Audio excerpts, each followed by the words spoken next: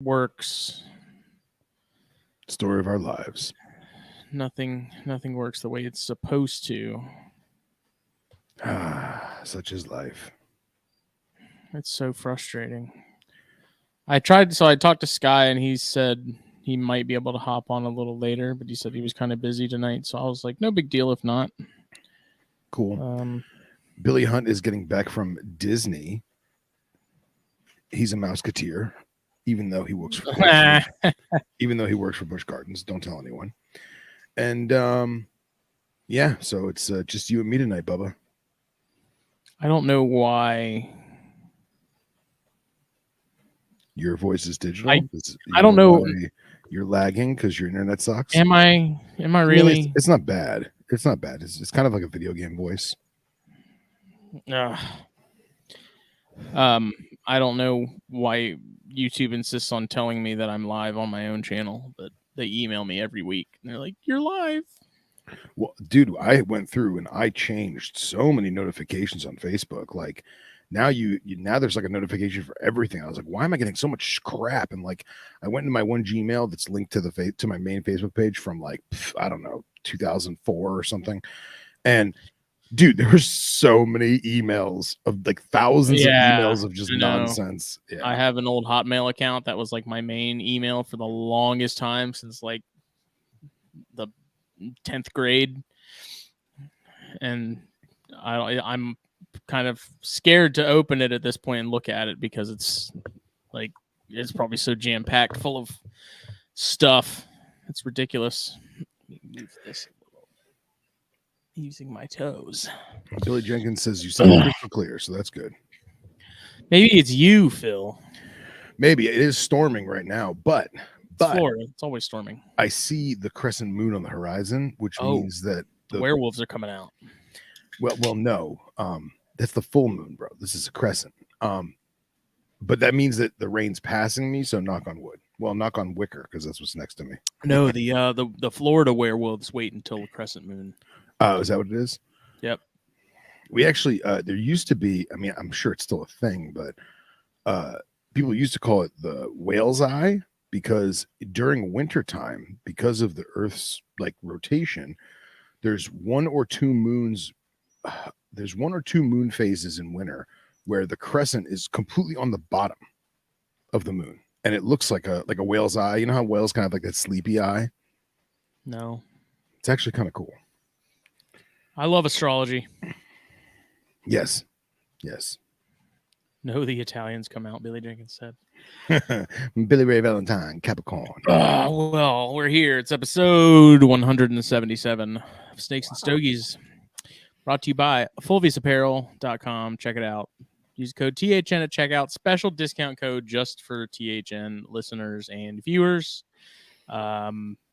This Royale with jeans ball python shirt that was clever. That was very clever. Is up there, and some other stuff. I got a couple more designs to sort of finish up and add and all that good stuff. So go get you a shirt. Help your boy out. I am. So, side note before we get into the other awesome sponsors of the show, we got a new embroidery machine at work. It is like one of the newest of the new models because my boss managed to find one that someone was selling in like an estate sale for cheap. So he drove up north of Atlanta this weekend to pick it up and brought it back. And this one is supposed to be able to tackle structured hats way better than our older machines. So I'm planning on getting an order of Subak hats and Ogati hats together. You know, nothing crazy, a small order. And then I have a chondro hat idea that I started working on that I want to finish so I can get that up there, up there too. That'd be cool. So, that'd be very cool. For those wanting hats, I am working on it actively. So. And which one does Skylar have? He has the Gano? He has the Barons. The Barons, yeah. Okay. Yeah, I have the Baron Eye hat. I never even really posted those because I just felt so disgusting putting them out there before having like a rhino hat or something. Okay. And it would be cool to do a rhino hat, but at the same time, there's not really a whole lot to work with there pattern wise. So just be a solid green blob that just says the better rhino. Nice. So, I don't know, but I do I have some cool ideas for a chondro hat that I played with a couple months ago and just haven't really revisited. And now that we have 3 embroidery machines instead of just the 2, that definitely helps me not feel so bad when I have an order of things to put into production at some point too. So yeah, I think sort of the game plan with this 3rd machine is to be more hat, like have that one be more catered to hats, and then have the other 2 machines still keep doing their thing as far as like polos and shirts and other things like that. So nice, should be good. Nice, keep the ball rolling. Other than that, blackboxcages.com. Check them out. Facebook, Instagram. Again, code THN to check out. Save yourself just a tad, just a little bit. Every little bit counts. I don't know. I wonder if people just want the world when they go to order things, like it's supposed to be half off or something ridiculous like that. This isn't, but it's better than nothing. Shipping's expensive. Very true. No matter where you get your cages from, shipping ain't cheap. So this is a little bit of a hookup, and some of the fastest lead times, if not the fastest lead times in the industry currently. You order a cage and you get it inside of 4 weeks, easy. And so, you know it's going to arrive unscathed, which is a huge deal for me. We've all gotten stuff, and unfortunately, once it's in the hands of FedEx or UPS, it's in God's hands now at that point, because who knows what's going to happen to it. I've seen some really gnarly stuff happen to cages from previous cage makers that I've purchased from, and I feel bad for them because like they're going to replace the parts and stuff, but it's just one of those things where it's kind of just got to roll those dice if you want to ship stuff, so. Oh yeah, it's unfortunate, but BlackBox Cages, check them out.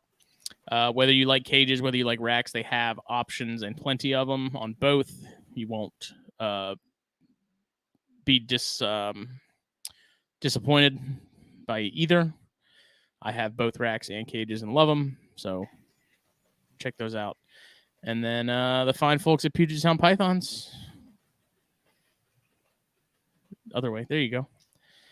Also, give them a follow on Instagram and Facebook. They just got their is that Dorianus? I don't even know what the common name is on those. Blue tree or blue tail. Blue-tailed? Yeah. They got a Dorianus at. Did they get that at Daytona? No. I think they got bought by them. Maybe they did, but either way, it's been really cool to see them working with that, and it looks like they.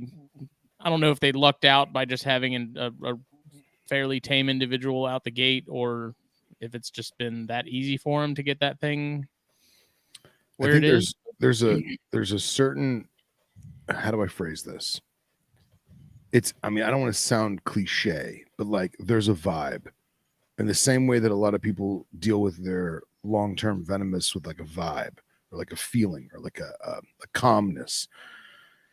And Jeff and Kendra have that. Skylar has that. And now like I was just seeing all my friends, like Skylar's got all his monitors and Jeff and Kendra got the blue tail, and like that I see Gron and he's got Kimberly's and like, or excuse me, not Kimberly's, Mulga's.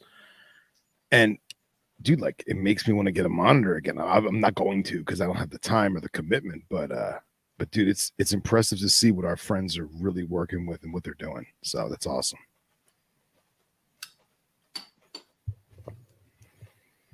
Yeah, unfortunately, I'm gonna be parting with my Ackies. Oh, really?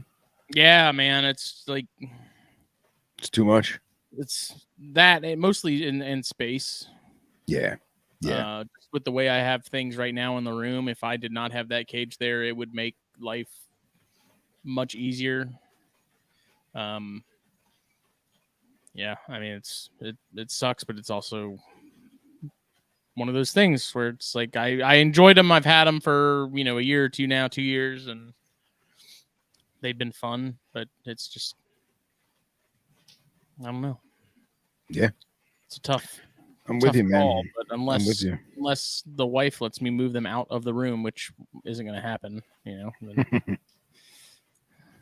got to make a tough call. What's new down in your neck of the woods? Nothing too much, man. Nothing too much. Everything's pretty much status quo. After about 4 weeks, my most recent mangrove propagules that I field collected are starting to sprout, which is pretty awesome, man. Pretty awesome. So I can't wait to add them to the tank that I have already. And red mangrove tree seeds for anyone who wasn't hip to the lingo. Forgive me. And yeah, man, everything else is just good. I'm still trying to take my time building BlackBox enclosures and figuring out how I want to do, dare I say, rock topiary. I'm gonna try and play with some excavator clay, and then I kind of want to dry lock it. And I know that's dry like lock the excavator clay. Yeah, what I want to do is I kind of want to make pieces of shale. Oh yeah. And what I was thinking about doing is Wouldn't be as heavy. Yeah, well, kind of just to I mean, make like, because yeah, how do I phrase this? For my girdle tails, I went to a nursery, garden center nursery, right? Yeah, that sold like a hardscapes place. Right. Yep. And this was a landscaping place where they sold like pallets of granite, pallets of shale, pallets of quartz or whatever. And I would literally pick out all these nice little flat pieces that were maybe 3/4 of an inch to an inch and a half in thickness, 5 to 8 inches width. That way I could wrap them up in a towel and then smack them on the ground and break them all up and make little flat, jagged rocks. Turn bigger rocks into smaller rocks. Yes. But and honestly, normally the guys that were there, they're like, how much do you have? 1.5 pounds, dude, just take it. You know what I mean? Because it's like, that's like what, 4 pieces? Yeah, exactly. It's like you didn't even buy a whole tile. You know what I mean? So what I was trying to think is, if everyone was listening, give me some pointers. I was going to take an old cookie sheet. I was going to line it with wax paper, and then I was going to smush down the excavator clay flat, right? And then I was going to just leave a heat lamp on it so it cracks and looks cool, right? And then I was going to paint. I was going to basically pour in dry lock and then flip it and then do the same thing and see if that would hold. Because then if I missed the enclosure or I spray the enclosure and make a pseudo monsoon, the excavator clay isn't going to soften. Yeah. And I mean, I might be out of my mind on this one, but I think it might work. That's worth a shot. Yeah. So I've been kind of playing around with that. I like the excavator clay. That stuff was fun. The only time I've used it was with some dune scorpions that I had, but that stuff was neat. Like watching those dune scorpions do their thing, man, and like make burrows and those things. Like it was cool as hell. Like that stuff's fun. It's neat. You can do a lot with that. Yeah, I just feel like you are limited because I had it. I've always had it with the Gila monster, and it was great. But like, if she knocked her water bowl over, I had to make sure that I covered that wet excavator clay with sand or walnut shavings, because I was really afraid that she was going to like step in it and then get the excavator clay on her toes and then like cut off circulation. And like, I'm probably helicopter momming it, but that was my fear, at least in captivity. That's a possibility. So I figure if I do this dry locking, it might allow me to do a monsoon or even flood the cage and not worry about the rocks losing their shape and or becoming malleable or pliable or whatever. So, and I have some ideas for some like Egyptian stuff, and like I kind of want to try and like make some hieroglyphics. I know that sounds kind of crazy, but BlackBox is gonna be so much. Sorry, man. I'm digressing in my own mind about how much decor I want to make, and I don't have any free time to do it. So, but that's what's going on in my life. What about you, Bubba? We are on day 139 of the Jansen. So on paper, it's supposed to be hatching this weekend. And now that I say that, it kind of sends a small jolt of panic. Because it's like, oh my God, it's happening. It's real. What was your final game plan with Katie in the closet and everything? I don't know yet. Haven't decided. Probably decide the day that I notice it starts hatching. But I think once I see that it's pipped, I'll go ahead and just cover it, like cover the front of the incubator, and then I think I'll be okay then, because they just got a new office for Katie's job, so she won't be at home as much. Okay, but we'll see. I'm imagined, not too worried about it. I imagined you putting a camera on the incubator, and then like every other hour looking on camera, and then having like an erector set with like a crane claw that like drops a rag over the window, or drops a towel over the window, that when the minute you see it pip, you just press the button and it just automatically drops the towel. No, I mean, I did want to figure out a way to put a camera in there so I could like watch, like check on it while I'm at work, with not, when I'm not there. But I don't think I can do that and not ruin the camera because of the incubator and the humidity and stuff. I don't know. It's a concern. But Yeah. Other than that, baby rhinos are proving to be difficult. Okay. Not as difficult as Alterna, but so I gave him those rosy reds that first round, and I had almost all of them take on their own over the course of a couple days. And so then this week, I was like, let me change it up. I'll get some zebra Danios because they're like a really good size. They're, I think, $2.30 a piece. They're nothing crazy. Thinking maybe that would be a better option than the rosies. And so far, I have 5 zebra Danios just chilling in water bowls. Nice. I saw that coming. So I don't know what the difference is. I don't know if it's because those Danios move a lot faster than the rosies do. Did you put a perch across the bowl? No. You got to do that. I don't have any way of doing that. Well, I take that back. Jake has the same wire stuff he's been using for his rat snakes. He's got some of that. He's going to give me some. The plastic mesh? No, this is like a coated wire. Okay. That serves a similar purpose. I told you the McDonald's straw trick, right? Yes. Yeah, dude. Or even better yet, like the problem is just cut some wooden dowels and just those probably get all moldy though. There's not a ton of space in these tubs to be able to the wire thing from Jake would be the best bet, because then I can bend it to whatever height I need it to be and make it work. But I don't see why the perch would make much of a difference when they'll either hang out on the side of the water bowl or in the water bowl itself. It just may be a vantage point in their mind. Like if it was me, I would even just stick a McDonald's straw, just throw one in there loose, like lay it across the bowl so like it won't roll off. You know what I mean? That seems like a great way for one of them to get stuck in it. Yeah, knowing my luck, that would happen because these things are small. They could probably fit in one of those McDonald's straws without issue.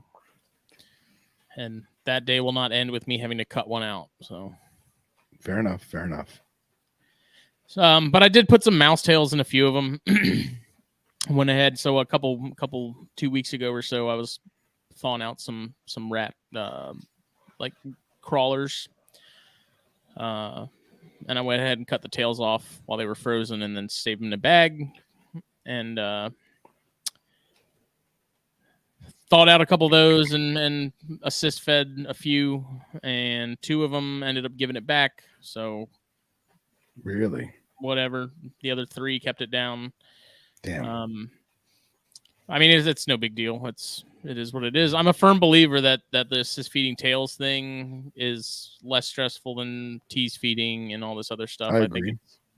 Think it's just they're easier to get down to. I don't know if you've ever tried to assist feed like parts of a mouse, like a leg or things like that. It's really freaking difficult. And so a tail is just streamlined. It just, if you're gentle and you just slides right down. Yeah. No problem. So I prefer to do that and just get it over with. Fair enough. I'm chondro sitting right now. Oh, really? For my buddy Justin, who lives, on the other side of the county from me, but he's here. I'm watching his collection for a week, 2 weeks or so, while he's away at work, and he has a clutch of chondros that I fed today. That's what I ended up doing. I left work and went over there and fed some of them. Some of them are already rocking and rolling, and then there's a couple of them that aren't. So I cut some tails and did some tails today. I think he's done like mouse legs and some other stuff. And to me, it's just so much faster. Just get a tail in there and move on, And this is assist feeding all of them? Just the ones that aren't taking on their own. Oh, okay. Yeah. Which I think is like 5 out of like 12, maybe. So nice. Not a ton. It's much more stressful when they're not yours. Oh yeah. Where are you keeping them? Oh, I'm going to his house. Like I drive okay. to his place and do what I need to do, and then, Oh, okay. Carry on. So that's cool. At least you don't have to bring them into your house, Mm-hmm. Yeah. So good stuff, man. That this second hypo corn clutch still hasn't hatched yet, and they're due to pop like any day now. I don't know what the holdup is. Really? Yeah, they're taking their time. So found a slug in the Jansenite cage yesterday. Really? You think that was just like the last one to go? No, this was not there a week ago. No, I'm saying like it was in there from when she laid, and she finally just passed it. I don't think so. This was under their hide. It wasn't even in the box. No. I'm saying like she laid. How many weeks has it been since she laid the egg? The slug? No, the clutch. The clutch. May 2nd. Right. So maybe it took this many weeks, if not months, for her to pass that shitty ovum. I don't know. I think I would have noticed that. Yeah, I mean, how often do you palpate her? And even still, even if you did palpate her, it could have been just mushy and took time to purge. I don't know. Yeah. Tim Freisen asked if I cohab my Jansenite year round. I do. They do get cohabbed. I think with stuff like that, I think it's just easier with oxys and Jansenite. As far as like if you're trying to get them to breed, it's just instead of trying to make sure you're timing things right and whatnot, I think it's best to just keep them together. It's kind of. Are you feeding them in separate containers? No. Usually I'll feed them in there, and one will grab and the other will grab. Like they're not always in the same spot. Usually, the female will be under the hide, the male's in like the cork round, whatever. And then sometimes, like the other day, I went to go feed them. I think it was Saturday. I thawed out some younger rats that I had called off because they were males and I was male heavy, and usually I can just dangle it and sort of jiggle it in front of that cork round, and one of them will grab it. And, hit it hard, and I got nothing from either end of the cork round. So I was like, okay, just checked under the hide. They weren't in there. Checked in the other cork round that sits vertically, that sometimes the male likes to hang out in. Nothing there. So I was like, okay. And so I just ended up leaving one on top of the egg box / human hide, and then one just hanging on one of the branches. And the female ate because the male was out earlier today and he didn't have a lump in him, and that rat would have left a decent lump. So the female ate, male didn't, but that's fairly common. Both rats gone? No, just the one. Oh, okay, good. I took the other one out and fed it to that male chondro. Yeah, I'm the only animals I'm cohabbing right now is broadband copperheads, and so far I've been doing the stupid thing of feeding them both in the enclosure and then standing there motionless, making sure they don't eat each other. Mm-hmm.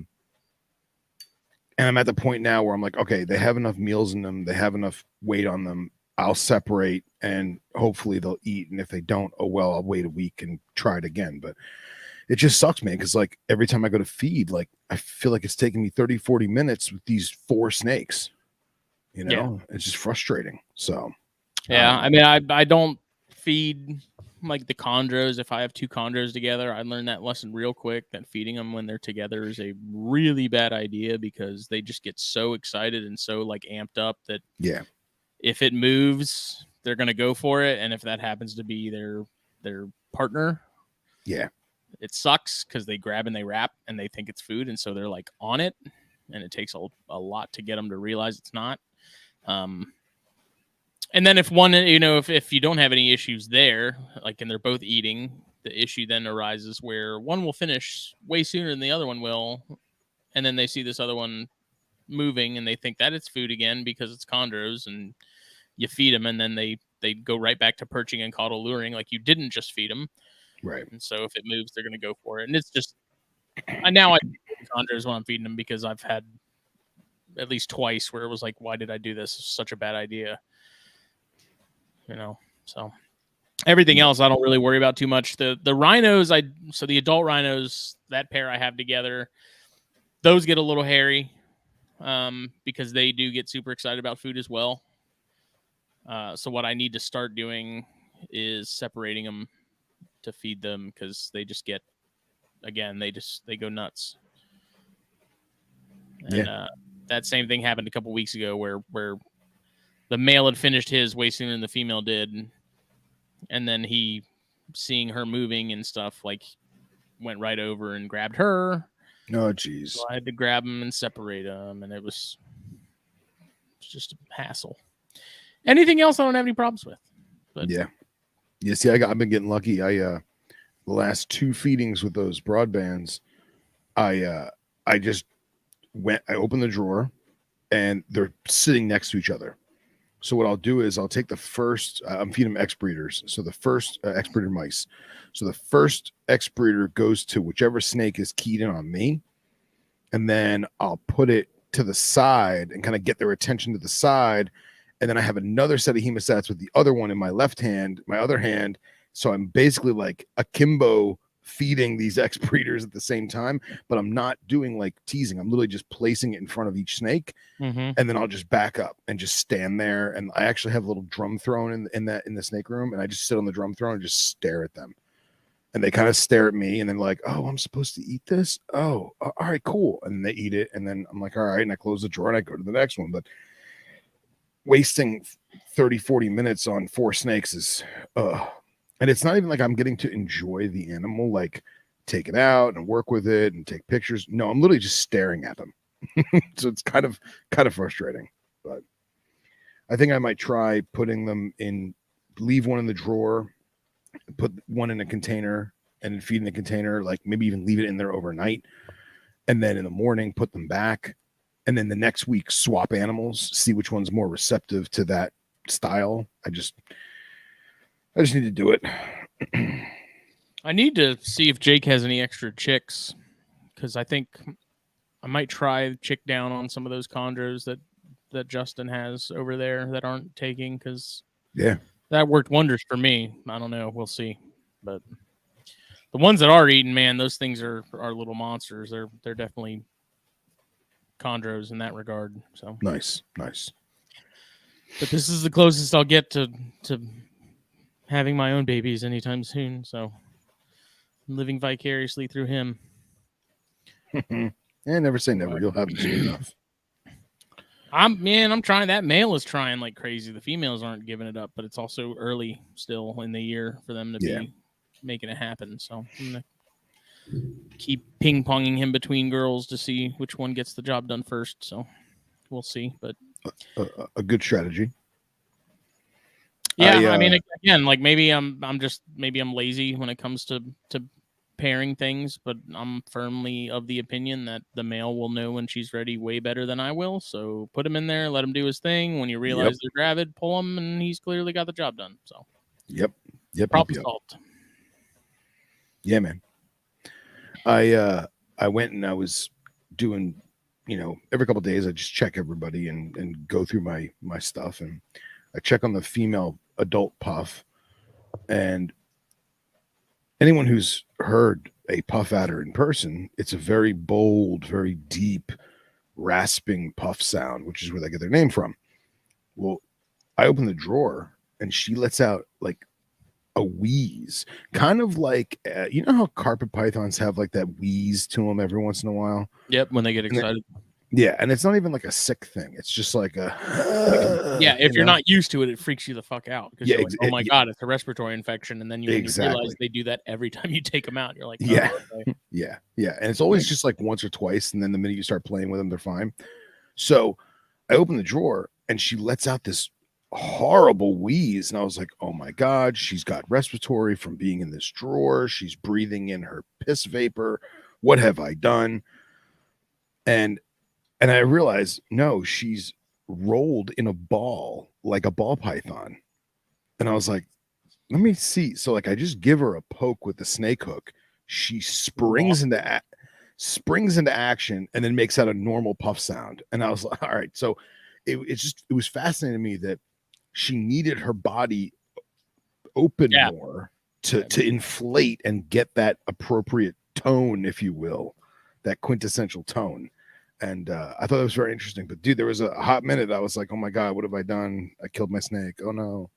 Friggin' treating RIs and stuff in venomous sounds like a flipping nightmare. Oh, it's the worst, man. I my last adult female West African gaboon wound up getting an RI, and it was bad, man. And we did Baytril injections, and it was temperature raising, and she couldn't keep food down, and it was just a mess, man. So I would preach to everyone who keeps venomous, just watch your stuff, take note of things. Don't let it get to that point. Don't be like me and say, she's fine, and then one day she's not. And so I try not to ever make that mistake again, you know. Giving Baytril to any venomous really, but a big Bitis in particular, like pass. Yeah. She was all of 5 foot and probably thicker than your forearm and like bicep thickness, normal person bicep thickness. And I would have Henry come over and Henry would help me restrain her in a large tube and give her the injection. And it wasn't so bad. I mean, it sounds horrible. It wasn't so bad because she was so weak.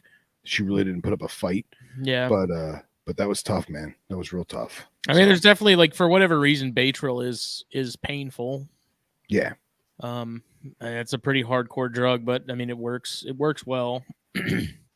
But it sucks because I had to give it to that same adult male chondro that I fed that rat to, a couple of years ago, and you can tell that it definitely doesn't feel good because it's like as soon as you inject it, they just start to like flinch and tense up and things like that, and then it leaves that scar, which he still has. Like he still has the mark from where he got it.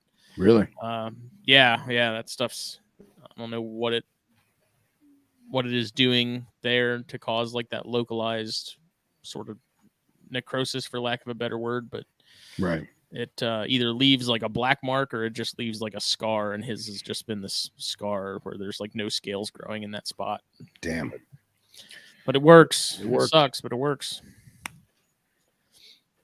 What are you smoking this evening? Oh, geez, I didn't even realize. I wasn't even paying attention. I probably should light this thing up, right? I don't remember. I don't know if it was last week or week before. We were talking about Ultra Q, and I had one in the box, so that's what we're going with. Oh wow! I hadn't seen one of those in a minute. I know, right? The Wii-O. Now I see it says 08 on the bottom. That's not from 2008, is it? No, that was like they came in the box of, like the box they came in. It had something to do with like the Mayan calendar or something. It was almost like a. What's those damn things at Christmas that they have? The Advent calendars? Advent calendar, yeah. It's almost something similar to that. I don't know. There's some intricate backstory to it that was like wonderful. Just give me the cigar so I can smoke it. Yeah. But I forgot I had it. I remember buying probably 3 or 4 of them at once just to have them. And yeah, man. So that's what we're going to go with tonight. So. I'm rocking a Perdomo Lot 23 Maduro. Nice. I saw that band. I saw that little blue and white earlier. Yeah, they updated them 2 years ago or so, and it's much more eye-catching because it's holographic like a Pokemon card. That's what brands have to do now to stand out, is make it look like Blue Eyes White Dragon. I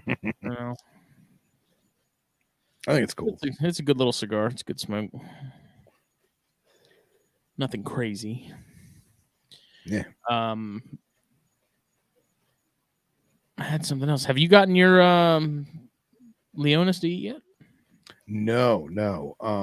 And I got to check because I did flash boil of a blood pink, so we'll see later if she took it. I'm hoping that she did. I talked to Chris yesterday, and by no means do I feel like she's in any kind of jeopardy. She still has great body weight. She still looks alert, tongue flicking. She's still pooping.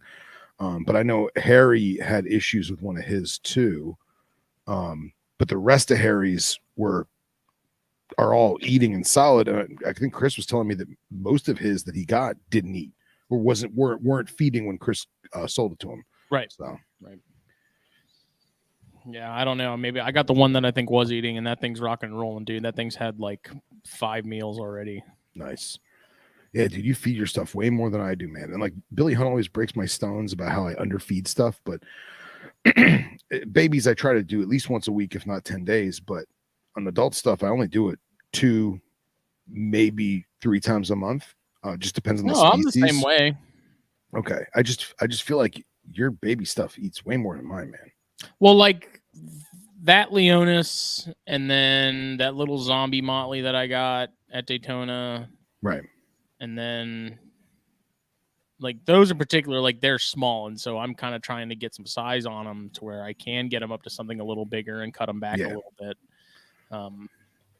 Everything else, I mean, minus like the corn babies that aren't eating, as far as like the Castagna Motley hets and things like that. Which there's a couple of them that aren't eating for whatever reason, but they're fully willing to try and kill me. Nice. I don't know sort of what the deal is there. I haven't tried boiled yet. I need to go to Walmart and get an old, not an old, but a Pyrex that I can dedicate to boiling pinks and try that because. Well, so I don't do actual boiling, and maybe that's where I've made mistakes in the past, but I do the flash boil trick where I'll take an old coffee cup. I'll put about a third or even half filled with water. I'll microwave the sucker for like a minute or 2 minutes to get it near boiling. And then the minute you throw the frozen pinky in it, it immediately flash boils from the temperature change.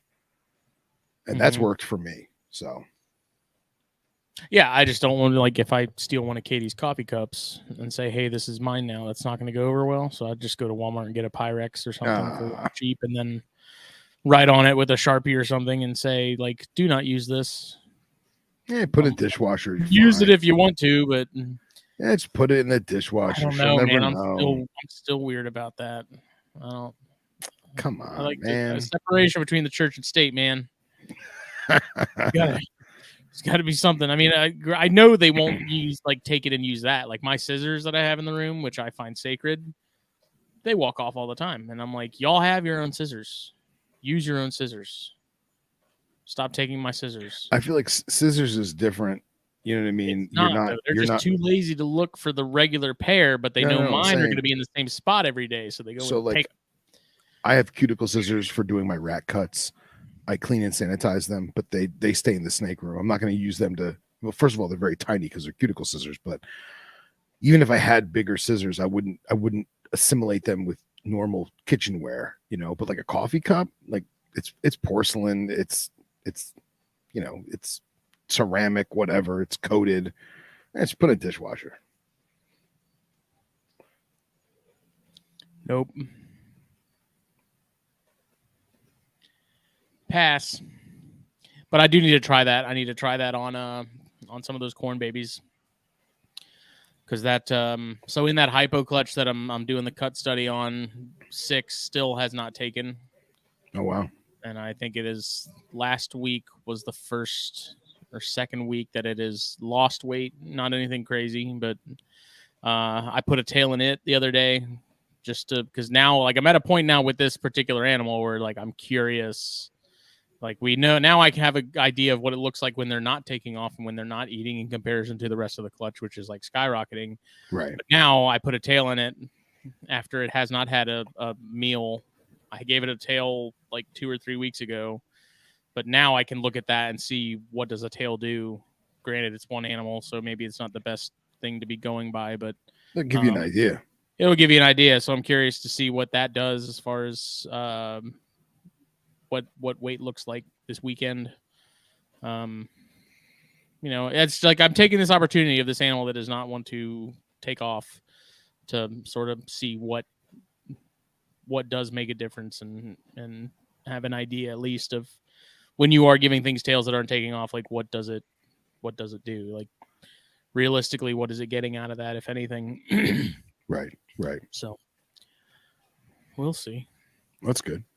Probably have a few random plastic cups from a restaurant or sports venue. Those work great as mouse cups. We don't use them for drinking. Yeah, I use like a one of those not opaque, but translucent paint buckets, like the plastic ones. Get those at the hardware store for super cheap. I use those, but I actually have 2 wonton soup containers. You know, the 1 quart wonton soup container you get from Chinese takeout, and I have them in under my sink, and I'll just fill them with as hot as it gets sink water and thaw my rat pinks and rat pups and fuzzies in that.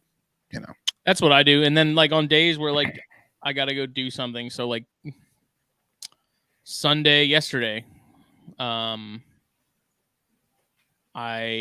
it yesterday? Might have been Saturday. I think it was Saturday. I was thawing stuff out and I had a lot to thaw. And so sometimes I'll just put them in cold water and then go do whatever I need to come do. And then by the time I come back, they're like thawed, and I just heat them up with hot water, the same way that you mentioned. Yeah.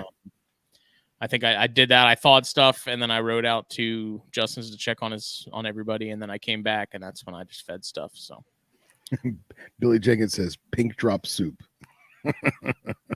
Oh, Jenkins. Yeah, I need to do that this weekend. Go get me a Pyrex measuring cup or something from old Wally World. Yeah. I still have a bullet blender that I bought specifically for making lizard scent, and I never had to use it. So, yeah, I got lucky on that one. Still in the box. I'm sure one day I'll crack it open for something. But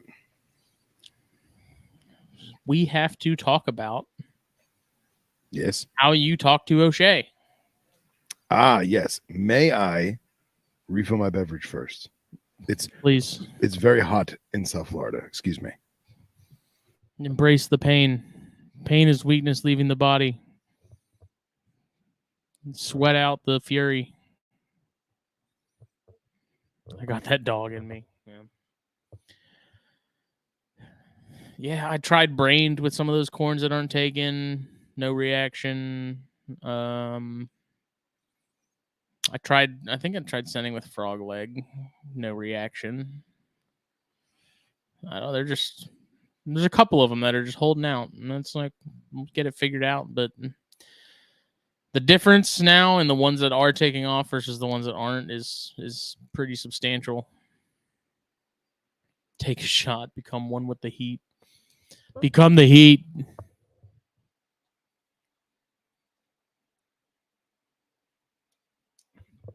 I did. And then there was another video of one that looked like it was leucistic.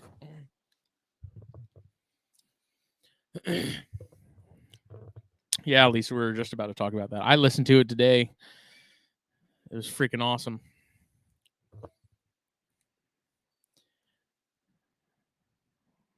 I'm like super jealous that they got to do that. First thing I want to know is when were you up and recording time zone wise? Like it must have been earlier in the day on like a Saturday or something, right? Yes. So my days off are Wednesdays and Sundays. So most of the Venom Exchange Radio episodes that we do are Wednesday afternoons into Wednesday evening, depending on where it is. So Nipper is 5 hours ahead of us. And then as you go east of the UK into Europe and Asia, you add, oh geez, I think it's like 1 or 2 hours for every longitudinal line, something to that extent. Like Greece is 8 hours ahead. Israel's 9 hours, which is interesting because it continues to the southern hemisphere. So you if you're talking to someone in Durban per se or Nairobi, it's still going to be 9.5 or 10 hours ahead. Right. Yeah. So like when we do stuff with people in Australia, it's usually my like 7 a.m. for me. So then it's 7. So it's like noon for Nipper and then evening time for the Aussies, however you want to choreograph it. So, yeah. So did you guys record both parts? Excuse me while I wipe my mustache. Well, now that you just gave a spoiler alert to anyone who hasn't listened to it, there will be 2 parts. Spoiler alert. Spoiler alert, there will be 2 parts. Let's start from the beginning. So Venom Exchange Radio, myself and Nipper, we just did episode 18 with the legendary Professor Mark O'Shea, world-renowned herpetologist, master herper, TV personality, author, the man among men. We were scheduled to do episode 2. As of right now, like as of today, we have not recorded episode 2 as of yet. It's probably going to be in the next 2 or 3 weeks, just so that I can have it ready for next month. Because we try to do like at least an episode a month. And then I have some more secret stuff with Mark that'll be announced after that is not recorded yet. But we have some fun stuff coming up. So we'll leave it at that. He's one of those guys, man. I could just listen to him talk for hours. Like the thing that blows my mind with guys like him in particular is like just the amount of stuff they've done and seen in their lifetime. Yeah, man. It's insane. Like the number of species. Yeah. And animals they've worked with. Discoveries, man. Yeah, you know. I mean, he is the sole reason for finding Antaresia in Papua New Guinea. Mm-hmm. Like incredible. Tyson asked, "Does anyone know where to find the old episodes of his show?" And I think in another podcast that he was on at some point, not that long ago, within the last like year or two, it might have been the conversation he had with Dan Maleri. I don't remember exactly what the reasoning was for why they're not available. From I'm trying to my understanding, it is particular copyright from the producers, and they haven't yet come to a marketing venue like Netflix or Hulu or what have you. I'm sure it's going to come in the near future. There was a bunch of episodes on YouTube that were free, and they all got taken down for obvious reasons. There still is episodes on there that are on personal accounts that are like not monetized, just like people sharing fun. Right. And it's clearly a camera pointed at a television. Yeah. You know what I mean? But you can still, I think there's probably like 7 or 8 episodes on there. So you can definitely check it out.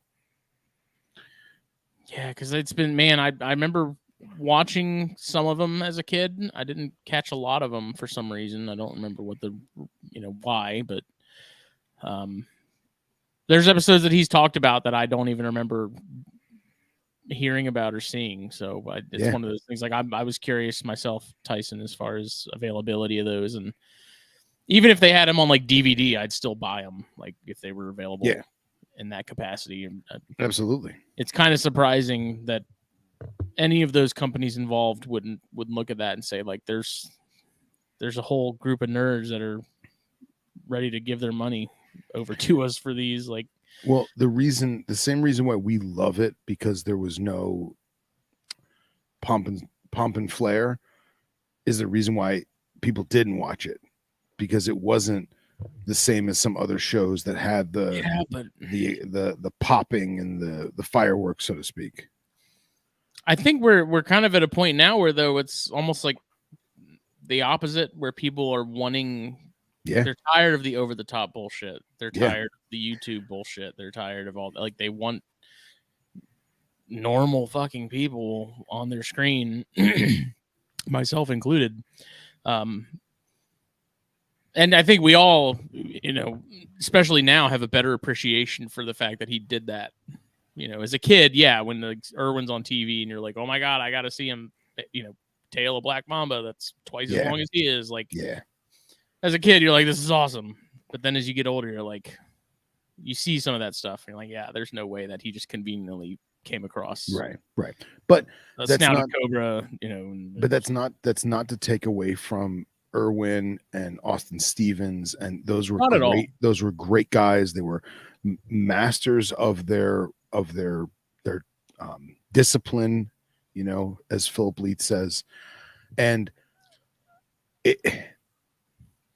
they had to plant stuff to keep stuff going, and it was a different show. And I don't want to take away from the education with them, and I don't want to take away from the conservation, because whatever your opinion is of those individuals, it brought all of us more into the fold, so to speak. You know what I mean? It made us excited. It gave us a thirst for knowledge and adventure, and that's what it's all about, man. I love it. So I enjoyed Austin Stevens stuff. I think more like I appreciated his stuff in the fact that like the cinematography and how cinematic he made it. Like, it was like you were watching a freaking movie. Like, just the amount of work that went in there, and like sort of making it feel like the grandiosity of it all. I liked that a lot, and I think I have his book somewhere, or had it. Yeah, he had an autobiography and I attribute a good majority of my infatuation with Africa to Austin Stevens, and because the majority of the episodes are on that continent, simply because he's South African, and or was he was Namibian? Namibian, yeah. And maybe we could see about getting him on. I don't know. He's got Parkinson's. He got diagnosed with Parkinson's a couple years ago. Yeah, that's a shame, man. But yeah, dude, O'Shea. I mean, I was speechless for a lot of it. And I was listening, like, how are you not asking a million questions about, like, it had to be so hard to just I'll put it this way, go down rabbit holes. There was a lot that I cut out. Because we talked about a lot of stuff, man, and a lot of it wasn't even pertaining to snakes, but the guy is the most down-to-earth individual ever, and he's an awesome guy, man. Like, I know it sounds fangirly, but like, he's awesome. He's so brilliantly smart and so articulate and just down to earth, like Lisa was saying in the chat, she loves how down to earth he is. He really is just down to earth, man. Well, I think it's a big part of it too, is like he's one of us. Yeah, absolutely. Like he's I don't know. It's not like a lot of TV guys. There's a disconnect. Yeah. From like herpetoculture and that's the thing. I don't think he wasn't a TV guy. He wasn't herper that they put on TV. In terms of that stuff, like Corwin and Irwin and those guys, like their focus was much more broad in terms of like wildlife and biology in general. But I feel like with O'Shea, it's like, nah, we're here for reptiles. Like, this is what I do. Like, all the other stuff is cool, but I'm not going to show you wombats. I'm going to show you rough scale pythons, Yeah. And that's one of those things. And him talking about, being into like him enjoying fossorial stuff just as much as, talking about the Trinidad, those skinks, and saying like, yeah, I find those just as interesting as Komodo dragons and like other bigger stuff. Like, he's one of us. Like, that's what I appreciate the most, is like he gets it. He knows, like, the fact that he's willing and excited to talk to people in herpetoculture, Mm-hmm. you know, on the way he did with you guys. You know, it's awesome because I think there's also a lot of disconnect between the academic side and the private sector in terms of like, I think we talked about it briefly in the past. There's not a lot of mingling that goes on there. There's not a ton of crossover that goes on there. As much as Loafman tries to be the liaison between the two, and he does a fantastic job of it, I feel like people that get to talk to Mark and really listen to what he has to say, he is a beautiful liaison between those two worlds. Yeah. And just merging them together, you know. And I think that's a big reason why, you know, he wrote the foreword for Zach's book. Yeah. So, and to be honest, listening to him say Mikrapika Sikahaka, Ikahika over and over again is hilarious. It's like his favorite snake, and he says it over and over again with his accent. It's glorious. I love it. Yeah, man. Like, there's just so many stories I want more information on because he wrote, you know, he had that Venomous Snakes of the World book that he put out years ago that I've got it. I freaking read that thing cover to cover. I don't know how many times. Yeah. Yeah. And he'd have little excerpts on given like species and stuff where he'd talk about like, you know, he got bit by that species and this is what I experienced. Like there's stuff like that I'm really interested to hear about. At the same time, I feel like it's almost like asking a war vet about people they've killed. You know, it's like it's not. You don't really want to ask them because it's probably a tough subject, but you're so curious at the same time. And I feel like he's cool with telling those stories because although it may have been traumatic or embarrassing to him and not a badge of honor like so many people mistake it for, it's about the journey and the knowledge gained from it.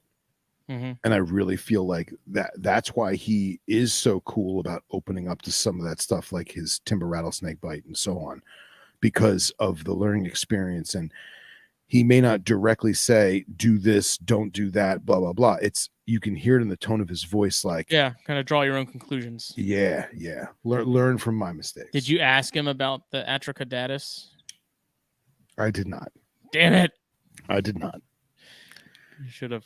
I don't know. That's something I always found interesting too, because he had talked about that horridus bite in the Venomous Snakes of the World, and of all the animals and stuff across the world that he's dealt with and handled, I did find it fascinating that a horridus is one of the ones that almost did him in, like was very close to killing him.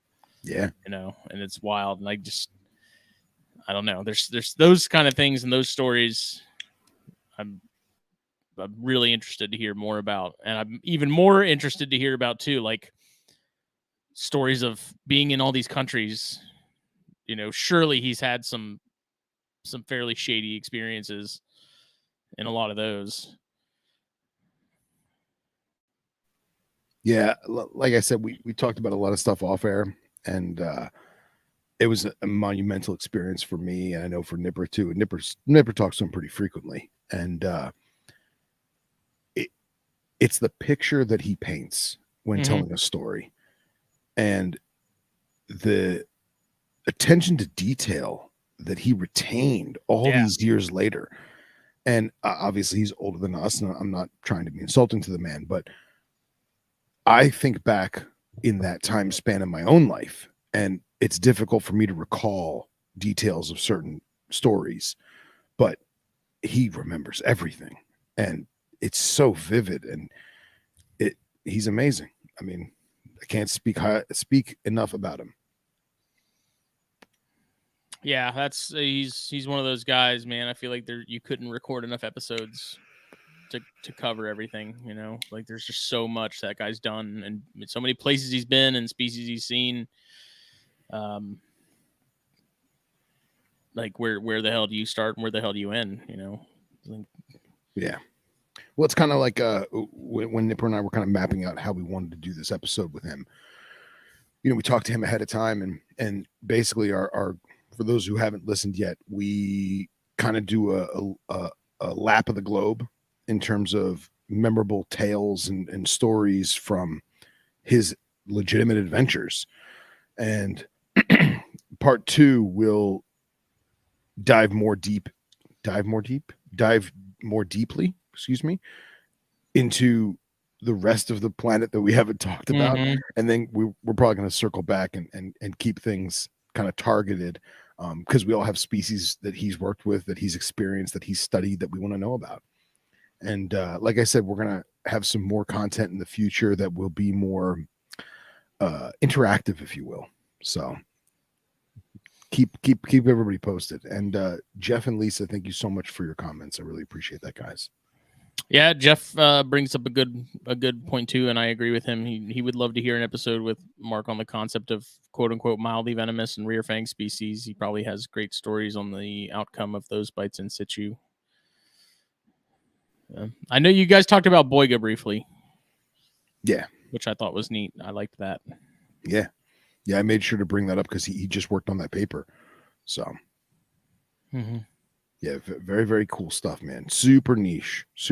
And for those of you who are unaware, they recently split Boiga species in Southeast Asia. So go check it out. Mark O'Shea is the paper out?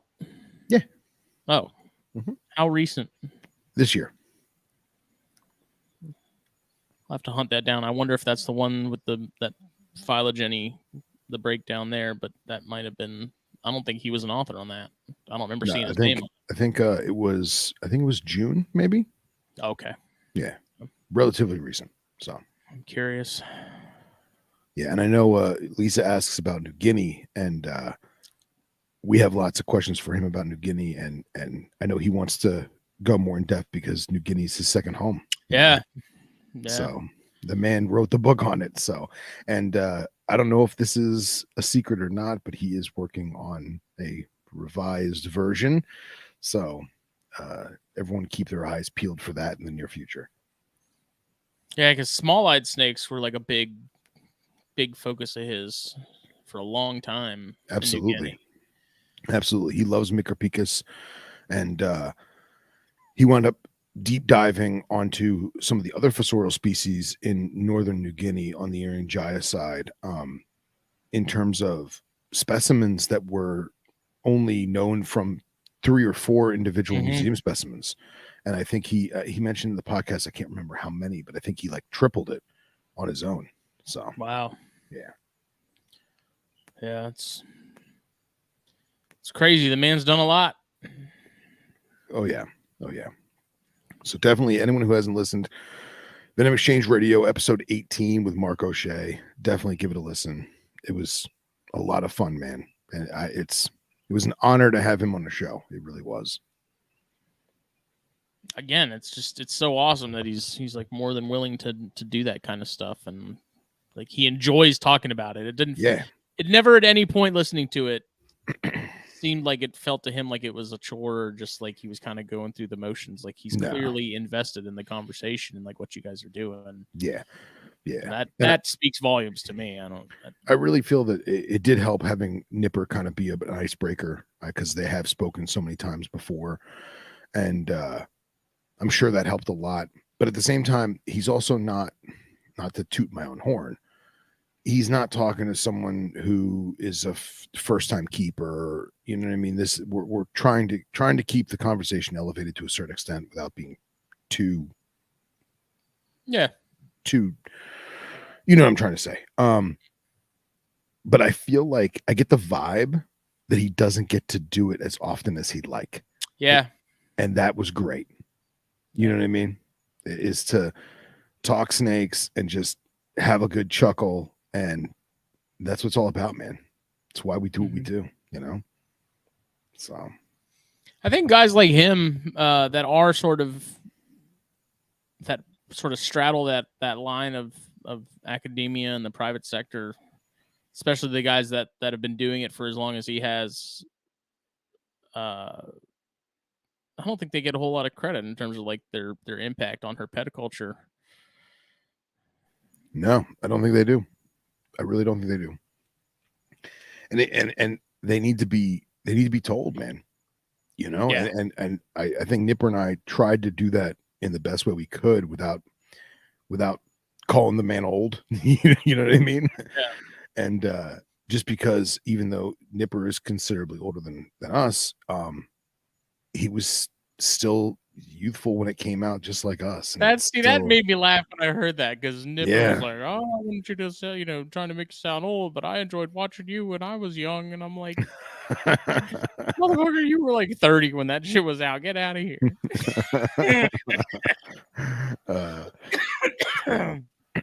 But it's great, man. It's You're not great. fooling anybody. I really hope to make it to one of his lectures at some point, while he's still doing them. And I feel that as technology progresses and more things become what's the word I'm looking for? Not simulcast. More things get posted, more things get streamed. Mm-hmm. We can watch more lectures and more symposiums and more expos and learn more and share the knowledge. And I do, and I mean, I guess I kind of understand why some of the more scientific or academic conferences and stuff like that don't get streamed, because some of that stuff hasn't been fully published yet, and so they're trying not to like release information before it's sort of official. Right. But I definitely wish more conferences and talks and things like that were streamed and available. Even after the fact, like maybe like it's live, but they've recorded them and then they upload them after the event's over. So, like, it would be awesome if they did that. I wish that was more of a thing. Especially just with the ones we have here, like IHS and, the various venomous ones that they have throughout the year. Even the Gecko Symposium at our NARBC, like, it kills me. It kills me every year that I can't see that. So, and this year they got a hell of a panel, de Vaugelet, Julander. It's going to be an awesome symposium. So I'd like to be able to at least get some of it, Yeah, I'm just, I mean, you think about the effort it takes to do that. It's really not a lot. Like, I can't think of any reason not to. Again, even if it's after the said event is over, like, it's maybe it could be the people that are organizing it just think it's more difficult than it actually is. But I have a feeling that it has I know a lot there's to do. plenty of people that will be more than willing to set that up and do it. Yeah, and I feel like it has a lot to do with what you said. I know Doc Loveman in the past has mentioned about saying something about a paper on the internet and it being construed or taken as a publishing, and to like avoid things like that. And I know that a lot of these big symposiums and conferences, they make money off of it, so why would anyone go to a symposium to gain the knowledge and do the networking when they can just watch it later on for free? You know what I mean? I don't know if that plays a factor. I'm sure it does to a certain extent. So even if it was something that you bought to download. Yeah. Like, if they broke it down into the, the various speakers and stuff, I'm sure people would cherry pick which ones they wanted to buy and which ones they didn't. Like, sure, if they were $5 or $10, I'd buy some of those. I'm sure. I have no doubt. I'm sure there'd be more than that. But it's kind of a bummer, because a lot of the some of the talks and presentations are considered copyrighted materials. That makes sense. Yeah, Cusco was posting the ones from Herpeton, I believe, is the ones that Jeff's talking about. Okay. Which was cool. I don't know. That was pre-COVID, I think, the last one they did, if I'm not mistaken. So I don't know if that's coming back or not. But they did. I think they did stream those, or they posted them after the fact, and that was cool, because Mutton did a talk and a couple other people. But I don't know, man. I'm starting to wonder if we're kind of getting to a point to where that kind of stuff is kind of getting left in the dust as far as the hobby goes, if that makes sense. What do you mean? Like, in the grand scheme of herpetoculture, you have the people that are more serious or more invested in the overall experience of it. Like, sure. Sure. you know, us, like we're into different species and we're into like the whole thing, you know, like the larger picture, we're all about it.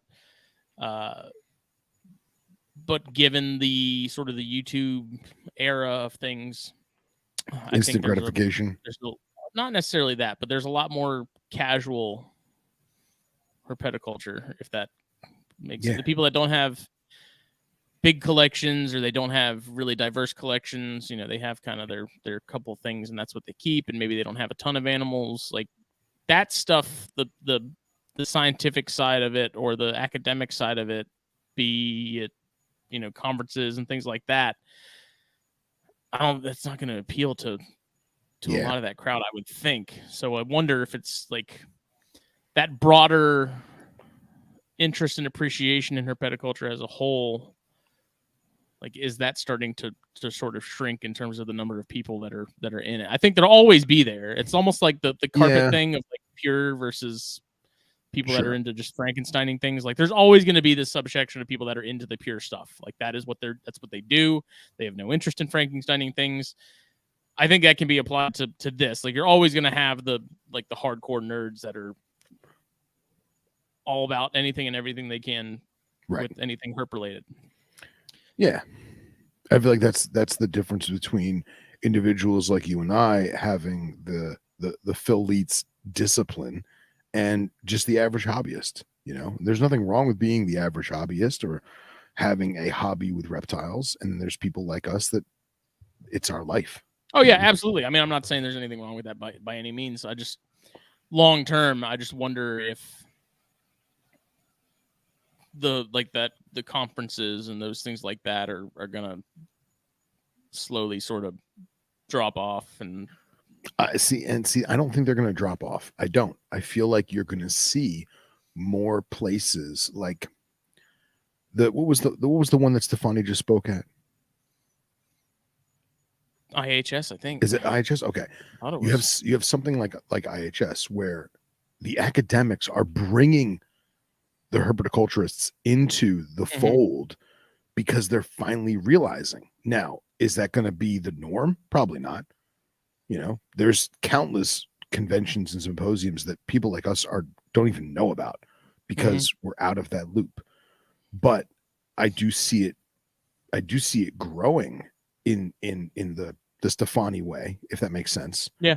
But I also still see what you're talking about of how there's more people keeping in a hobbyist way that may not just give a crap at all. I don't know. I find that at least a little concerning. I don't know about you, but sort of I guess maybe dare I say, the craft of it. Yeah. I don't know. Let's see. Jeff said the talk at Carpet Fest on Nido that we posted pre-COVID was a really valuable resource. It'd be awesome to do more like that. And that was one of those things where like when they talked about doing the panel and stuff, I asked P, I was like, can I record this? Because for that very reason, I was like, I feel like there's going to be a lot of information that is going to answer a lot of questions that people have. Because that was also at the time where like Nido was sort of the buzzword and people were like freaking out about it. No one really knew much about it. Oh yeah. But I was like, from the people that are actively studying this, like let's take that information and put it out there. And yeah, I mean, it was just for that very reason. And I think it did its job. I'm sure there's a lot even people because that was like 20. Oh yeah. I'm sure there's been way more knowledge gained on the topic, but even people like myself that are as layman as can be, there's a lot that I had to relook over and Google and break out the dictionary, but it still gives us more knowledge than we had previously in all facets. So yeah, I just look at the bigger picture of the hobby, and I won't necessarily say industry, but and looking at it sort of long term with the way that content is being consumed now. And part of it is that instant gratification and the attention span definitely shortening. I don't know. I'm not as optimistic about it as I probably should be, but And see, I understand why you feel the way you feel.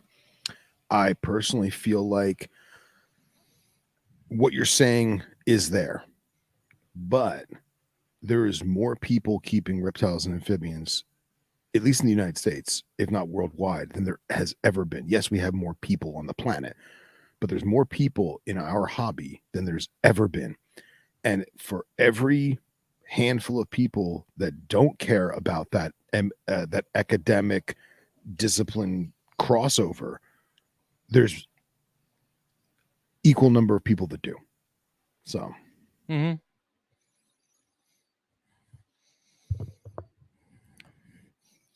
See, Vulture said, big hug from Mad Island in the Atlantic. It's 3 a.m. here, but it's worth the wait to listen to you guys just because you're the best. that's awesome. Thank you. Thank you, Walter. That's so cool, man.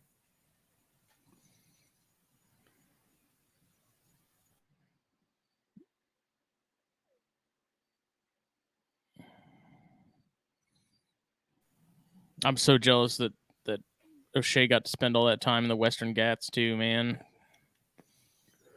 Yeah, man. The guy's been everywhere. The guy's been everywhere, and he's seen so much. I think it's crazy that he hasn't seen all the North American rattlesnakes. Yeah. Yeah. Again, for people listening, sorry, spoiler alert. See, Patrick said some academics are coming around to the understanding that hobbyists are a reliable resource for herps, which is something that O'Shea did touch on, which I thought was awesome. That's always been this. I don't know where that whole sort of where that chasm sort of came from between academics and the private sector. I do think the private sector does have a lot to offer just in terms of like the hands-on aspect of different species and stuff. I don't know if the academic side of things is just bitter at the fact that a guy in the middle of nowhere in Georgia has managed to breed some ridiculously rare species or something. Yeah, I'm sure that plays a factor. But I also, for every academic that sticks their nose up to herpetoculture, there's countless people in zoo sciences who are herpers themselves or keepers themselves and are, changing that thought process over. I think there's a lot of opportunity, man, for both sides of that to really be a resource for each other. I don't think it's a one-sided relationship at all where like academia can learn a lot from the private sector and we get nothing out of it. I think it's there's a lot that both can gain. We're not talking about having to like give zoos animals and worry about quarantine and protocols and things like that, but like information wise, there's a ton there. Yeah. Oh yeah. It's just such a bummer. But then we somehow have like zoo stock and collections and stuff. It's just like there's an issue and they don't like the private sector, but then when they have too many animals, who do they go to? Yeah. Like, who's the first person they call? Just or we can't get this to breed or we can't get this to survive. So who do we call? The private keepers. Yeah. But I do feel like it also comes from back in the day where the zoo had them on, horse straw, and the private keepers had them on printed newspaper. So we've all come a long way. See, Lisa said, I saw something on Facebook about a revised edition of the Invisible Ark. Was that just a joke? Did either of you hear anything about that? I have not heard anything about that. I'd be curious to know what they could add to that, though. I don't know what there was really to revise. I feel like it's still pretty relevant. Is it still in print? Is it maybe just a new version? A new print? It may just be a reprint. Yeah, I don't know. I'll have to look into that because I'm curious. I have my copy around here somewhere.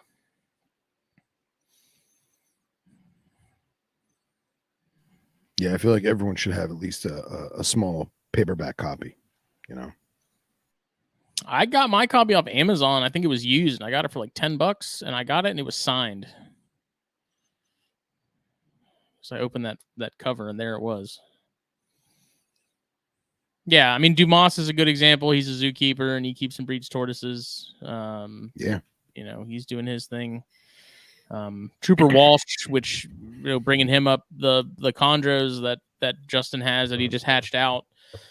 The sire to that clutch, because basically I texted him over the weekend and was like, give me the ID numbers for the parents, and I'll start getting like a lineage chart together with pictures, because I was bored, didn't really have anything else. I had plenty of other things I could have done, but I didn't. So I started working on that, and basically that's what I did with the lineage chart that I got for that animal I got from Brahms, that female. Cool. It is like freakishly fun to go and dig through archives of MVF and like Signal Herp's website, which doesn't look like it's up anymore, unfortunately. And like trying to find pictures of these animals from freaking 20 years ago, and like being able to do it like and put it together. But I have this lineage chart for that male that Justin has that was the sire to this clutch, man, and it goes all the way back to like 77. That's incredible. I've never seen anything like it. It's wild, man. Like you don't see that anywhere else in herps. Like you don't see people keeping track like that. And that's one thing about chondros and the chondro corner of the hobby that I have always appreciated, is like people take the lineage stuff and tracking it seriously. Yeah. You know, and it's so cool to be able to go back and see the grandparents, the great grandparents, and to see stuff traced all the way back to like some of the original chondros that basically started the chondro hobby, and to be able to go back and be like, this little tiny worm on a stick is the result of 40 years of work. Yeah. You know, that's awesome. It bothers me that back in those days, obviously the chondro guys knew what was up, but it bothers me that some of the other animals that we have today, because of them, they didn't learn from the bird people. They didn't learn from the horse people. Like there are horse lineages that go back hundreds of years. You know what I mean? And why couldn't we have gotten on that mindset? I just don't understand why. I was thinking about it on my drive home today, actually, because I thought maybe we could talk about it a little bit. But yeah, like there's some species that I think it is warranted, and then there's some species that I think it's not, and I think the ones where it's not are the species that you're getting very little variation in terms of phenotype. You know, like I'm trying to think of a good example, like rubber boas.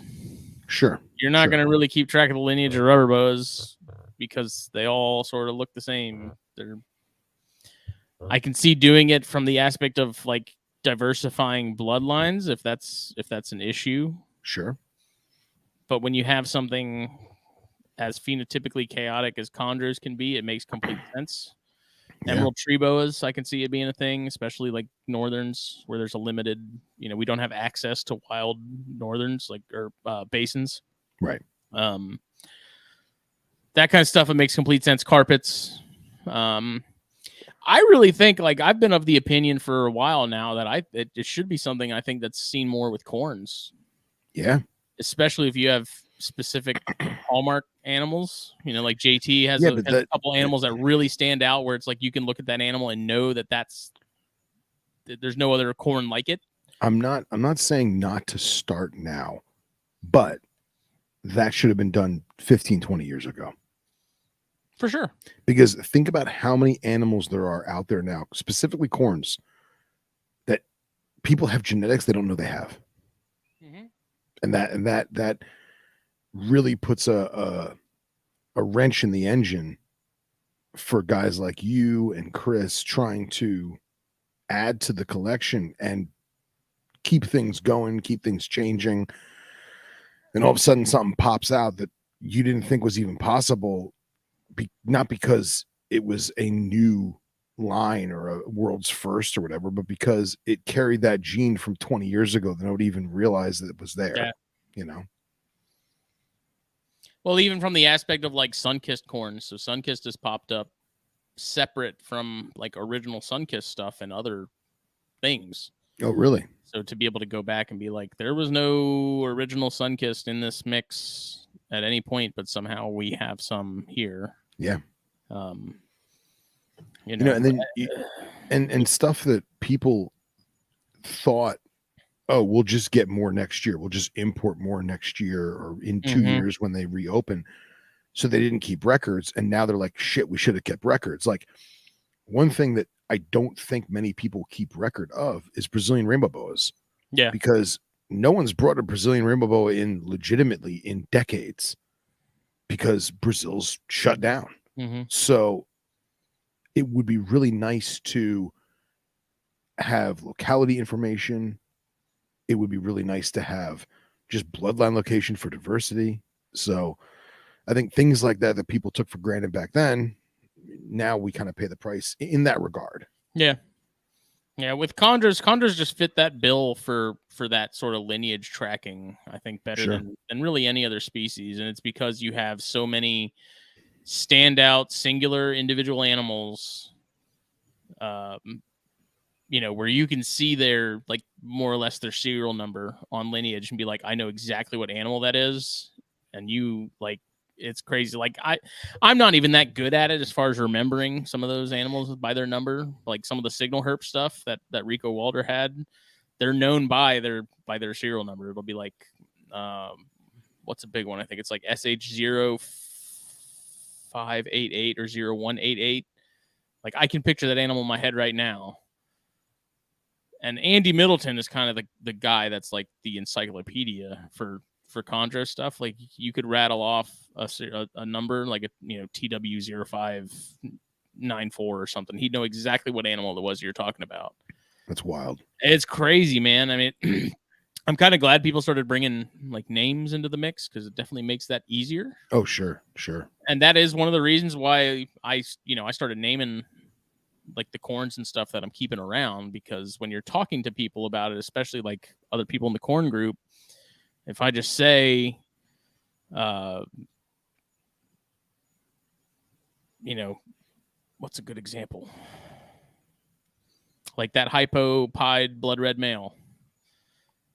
You know, like it doesn't really narrow it down, but if they've seen that animal's name, I think Aldo is his name, but like if you saw that, you would know, oh, I remember which animal that was. Like there's just an association that just makes it easier. Yeah, of course. For the longest time, I was like, the name thing outside of chondros, I was like, I don't know what the point is, but it has really made things easier. And I think Eric Westmoreland, he does that with a lot of his stuff, and it does make it easier to remember what animals and what pairings he's done because you build an association there. Yeah, dude, Madame Blueberry, you know what I mean? Yeah. You know, or Eric, what's her face from the Breakfast Club? Molly Ringwald. Jesus, thank you. You know, that's another great animal. Benjamin. Yeah, that was a freaking killer animal, man. Yeah, for sure. Yeah. Anybody Google these snake names and you'll see what we're talking about. It's awesome stuff, man. But and those are prime examples because those are ones that stick out, you know? Yeah. And I feel like, for at least for me, you only named reptiles that were pets. And like, that was just my thing, is I really only named reptiles that were pets. And if you had 10 of the same gecko, maybe one of them really stood out. And you're like, oh, that's Larry, you know, Larry's, he's a good boy. Right. But you really should name breeders, even if it's just for yourself, because then if it does turn into something, you're not just saying, you know, Alpha 42 bred to Gamma 16. No, it was Chuck met Larry or whatever, you know. I don't know. It is like with the chondros, I put a lot of thought and time into what I end up naming them. Yeah. It's got to be cool, first of all. Like, that's the number one rule. It's like, you can't just name a chondro like Ka or something. Yeah. Generic. Yeah. Well, my Mr. Green, it's got to be my something like 0 Dark 30 or nice. yeah. My first pair of subocs that I got were silver babies. The female passed away, but the male, Anna Maria, named it Boopki because it just like you just wanted to boop it, you know. Mm-hmm. And dude, that name has stuck. And Boopki is a savage. Like he's my garbage disposal suboc. Like any pinky or fuzzy that if it's small meals, but if somebody rejects, I just give it to him. He scarfs it down. He's the one always at the glass begging for more. Like, dude, Boopki's awesome. So if time goes on and he turns out to be this stellar silver, and he's gonna be my boy, my main boy for that silver project. I think that's a very memorable name, as childish and cheesy as it may be, specifically for that reason. I mean, there's chondros named Daddy Pants that are like serious lineage. Like, yeah. See, Patrick said he just watched an interview with Bill Stiegel, and he has lineage on the sickness. Yeah, and actually, when you start keeping track of the lineage in chondros and stuff, especially like the designer stuff, there's a lot of 6 degrees of separation going on with a lot of those. So like the sickness has a parent that is related to the male that Justin got this clutch from. Which it's also wild to see that, and to see animals that someone has, across the country that are related to some degree to animals that you have. And, it's crazy. And I don't know. Man. I'm curious to see who, like, I'm wondering who really started that trend in chondros. I'm thinking it was probably Rico. Probably. Because it hasn't taken off in any other circles, aside from chondros and carpets. And I'm just so curious as to what the sort of the original thought process was into starting that and doing that and making it a sort of standard practice. Yeah. It's just, I don't know. It's such stuff I think about. Sure, absolutely. I feel like if I bred more and I wasn't raising everything up, I feel like I'd probably have more names and better names. You know what I mean?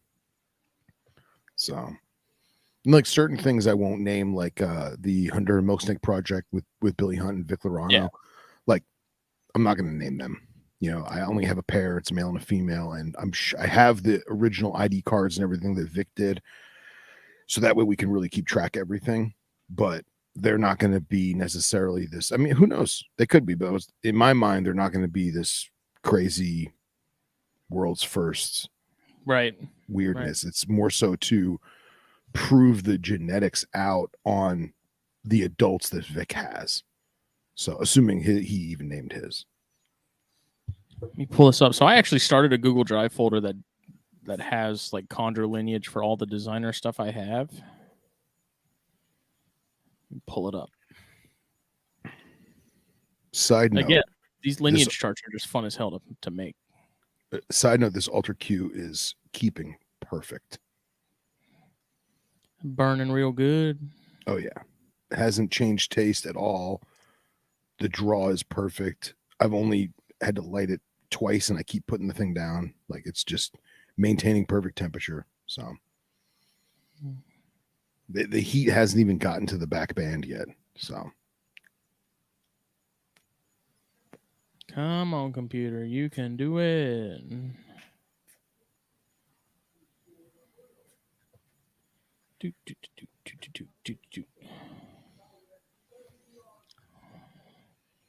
So like for the Starscream, which is that female from Brahms. And did he name that, or did you? I named it. Great name. Great name. This is like not even an in-depth chart that I put together. like on these signal herp animals up here on Dad's side. I think it also helps that chondros are stationary, if you will.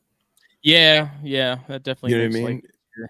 Yeah, and you get a great picture of the animal at hand. You get the dorsal, you get the sides, you get the head patterning and head structure, you get the tail patterning and structure, all from them being balled up on the stick as they do, you know. And I can make this easier now with Photoshop than I could with Canva. But yeah, like signal animals. And then this Oshii female. So that's Ophiological Services high yellow line. Very And then cool. a Vinsky blue male. But I made this and then I sent it to David after I was done. I was like, dude, take this and use it. Yeah. And for those of you listening on your commute to work, Justin took pictures of the parents and then literally made a traditional family tree with just black lines showing who got paired to who and who produced what. So has And the I feel name like and number on I there. put a ton of work into this one, but the one that I'm working on for Olson is like way more in depth. Yeah. And then I have pictures of the parents in their own folders within that folder. Let me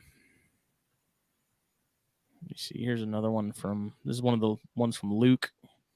I don't think I actually made the chart for this one, but pictures of it as a baby. Nice. Pictures of the dam, pictures of the sire.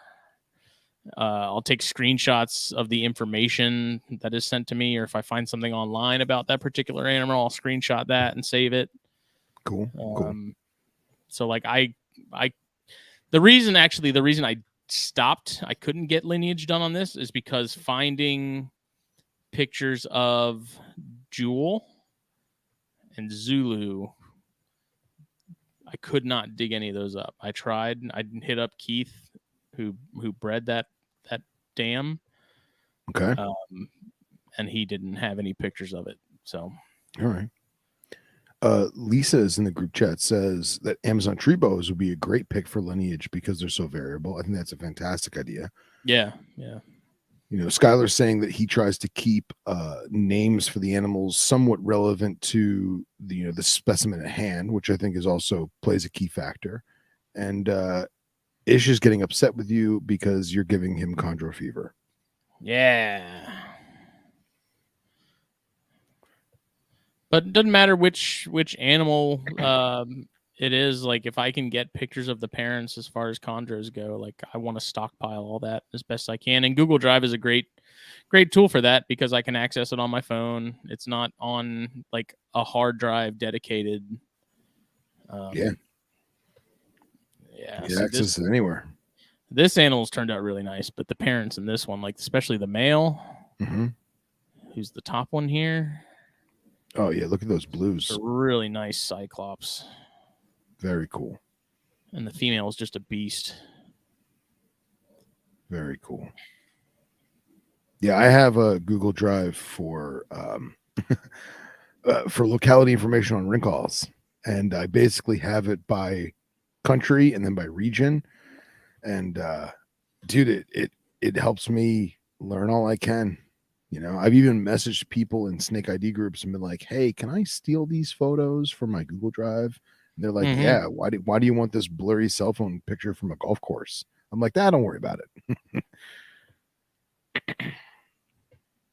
Yeah, I mean that was just a screenshot from David's Instagram post on that pair. Yeah. You know, like it doesn't have to be all professional level pictures. It's just if there's information there, and instead of me wanting to having to like type it out, you know, it's just it exists. Yeah, man. Dude, I gotta call that kid. I haven't talked to him in like years. Yeah, I don't know. He kind of just fell off the face of the earth. Well, he moved away from me. He moved to Orlando, and I'm pretty sure he sold off most of his stuff to Socrates. So I got to get back with him and see what he's got, if he's doing anything at all.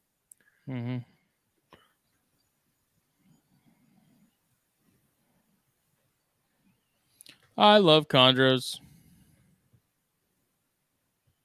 Yeah, it's super cool, man. Look at that yellow belly.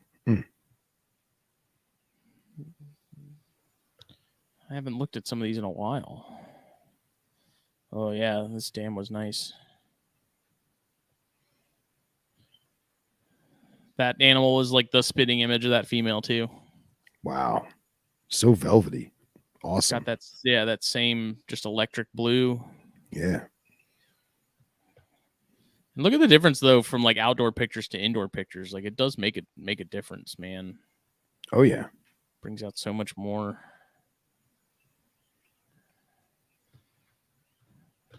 I like it.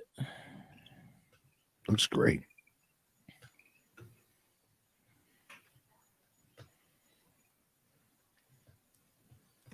Trying to make more. Damn it. You're gonna do it. You're gonna do it. Oh, so like Adam Dance, which is one of Luke's latest creations. Let me share this again, damn it.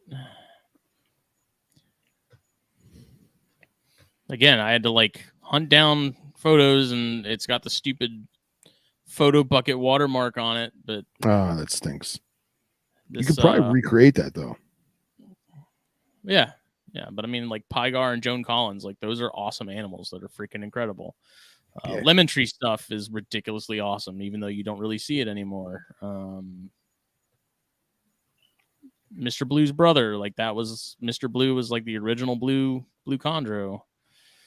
Little Stevie was an awesome snake.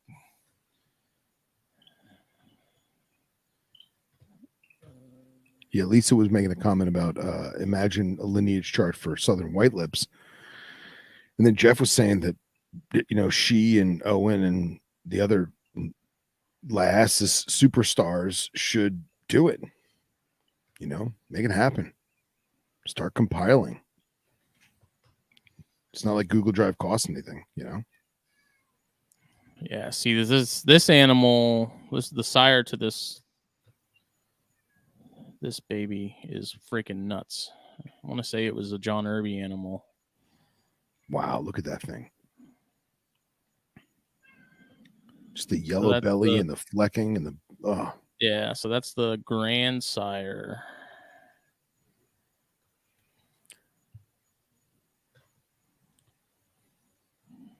Cat. But folder with personal notes from pairing. Joe Girl was, I believe, the Grand Dam. That was from James Oakdale, if I'm not mistaken, too. She was, I think, from the barn originally, and then James ended up with her. She was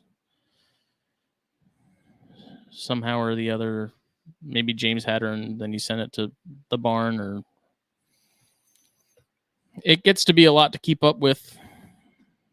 But yeah, it always makes me wonder too, is that these are the choice specimens that people, what's the word I'm looking for? Recorded, right? Mm-hmm. How many other clutch siblings, clutch mates are out there floating around? Yeah. That like somebody who bought a pet, or a friend of or somebody who is a person in depth in our community and said, oh man, I got too many chondros. Hey, neighbor Bob, you like snakes, right. Here, take this, enjoy it. It's healthy. And then, who knows what Bob does with it or whatever,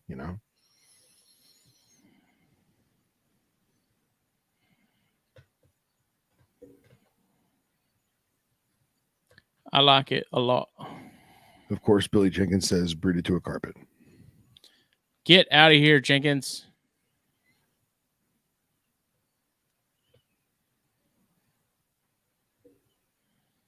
Jonesing for chondros. Yeah, don't breed it to a carpet. Don't do it, Jenkins. You Satan worshiper.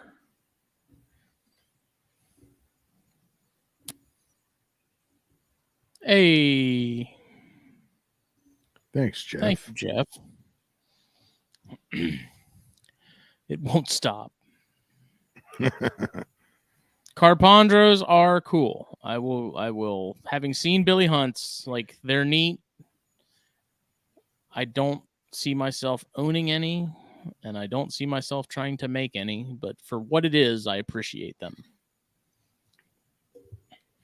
I was actually kind of annoyed in our other group chat with Matt Most that you didn't take the bait when I talked about breeding a Chlorecus to a chondro. You know why that was? Well, because one's an egg layer and one's not? No, because the whole concept was so outlandish. It was like, yeah, all right. All right. If you had chosen something a little closer to home, like, oh, you should breed a Brettles to a green tree, I would have been like, what are you doing? Well, what's the joke name for the chondro to a rough scale? Battle carpet. Battle carpet, something like that. So awesome. Eric Burke finally sent me a picture of one of those, and I gotta say, I was underwhelmed. Oh, really? And I mean, he kind of told me, he's like, they really don't look like anything spectacular. And I was like, no way, they gotta look cool. And it really doesn't look that great. I don't. Just a brown snake on a stick. Which it still blows my mind that those things are so closely related. Yeah, right. Like it doesn't. Let me see. I might have the picture still. I'll find it. That's cool, man. That's super cool. Now Tim Morris is texting me pictures of him with Mark O'Shea. Nice. Is he listening right now? He might be. I mean, he must be if he's sending me that. Oh, yeah, touche. Say, get him to send you some more lineage pics.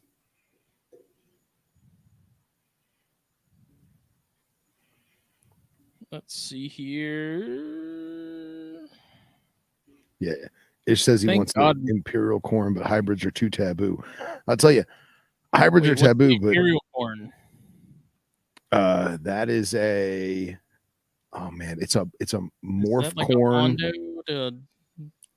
It's a morph of some kind of corn to a tricolor.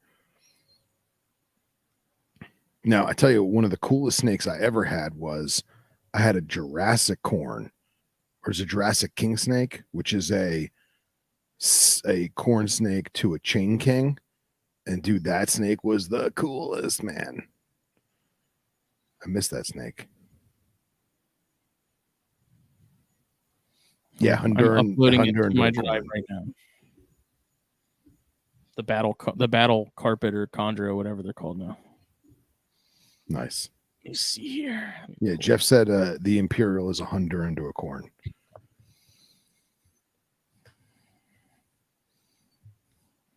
They're not really like, so I won't say they're like taboo. I don't know why I did that. It's just that it's the fact that eventually they somehow end up getting put into the mix with other stuff, and then it's not told that they get, how pervasive of a problem that really is, who's to say? But that's always my concern. I mean, yeah, like at first they're going to be clearly hybridized animals, but the more you breed one way or the other into more corns or more milk snakes, the harder it is to tell. Yeah. Well, so that's how. We're not going to talk about that. It's not how we got Tesser. I refuse. Yep. So here it is in all its glory. Oh wait, no. That's just bloated Carinata, but that's clearly like a chondro head. No. No, it just looks like a normal Carinata. That does not look like a normal Carinata. I mean, it's more chondro, or excuse me, more carpety. I don't know. Maybe he sent me the wrong one. I mean, it's cool looking, but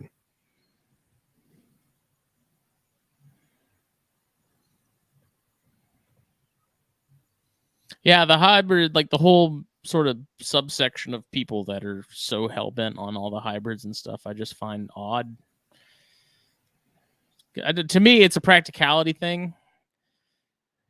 It's like people are going to breed berms to ball pythons or blood pythons to carpets or something weird like that. And I'm like, what's the end goal here? Because it always boils down to like just because we could and we were just curious to see what it looked like. Which Ian Malcolm to me just doesn't seem like a reason to put that much effort in on your part and the animal's part to go that far. But if that's what you're into, I mean, go nuts. But to me, I can't wrap my head around what the point is. Yeah, I've always actually been I've been kind of intrigued with naturally occurring integrates, like a cottonmouth copperhead. Like, to me, I think that's fascinating, or an eastern diamondback to a canebrake. I think that's extremely fascinating. But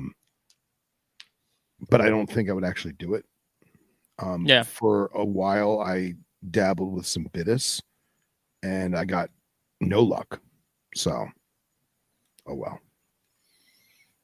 But even though, I don't know, I never see a hybrid or an intergrade that builds upon how good both species look. Like, it's not an improvement, if that makes sense.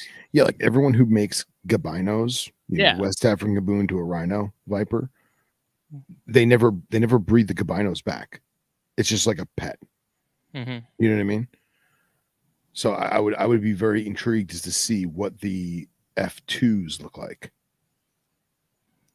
What do you think the albinos are going to look like as adults? The albino West African gaboons? Yeah.